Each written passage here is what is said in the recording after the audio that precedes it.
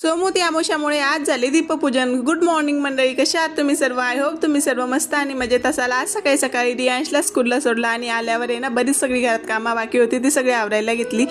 दुपार डायरेक्ट दोन, त्यानंतर दुपारच्या वेळेला शूट करायला घेतलं आणि इकडे आहे ना तर कणिक वगैरे भिजून घेत होते, कारण माझं ना मंदिरामध्ये जायचं होतं कणकीचे दिवे वगैरे करायला घेऊन सनी, त्यासाठी दिवे करून कणिक भिजून घेतला आणि ना दिवे करण्याच्या आधी म्हटलं थोडा वेळ पीठ सॉफ्ट होतंय तोपर्यंत वाती वगैरे करून घेऊया आणि त्याच्यानंतर दिवे करायला घेतले।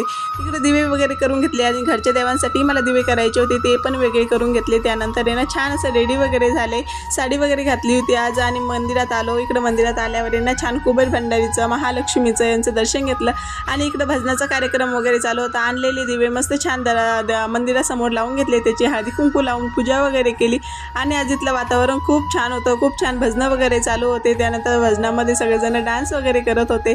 त्यानंतर संध्याकाळी आरतीच्या वेळेस दीपक वगैरे लावून घेतले आणि मंदिर असं चक्क दिव्यांनी चमचमत होतं। त्यानंतर इकडं संध्याकाळी आरती वगैरे चाली। चला व्हिडिओ इथेच एंड करूया। तुम्ही लाईक शेअर सबस्क्राईब करायला विसरू नका। बाय।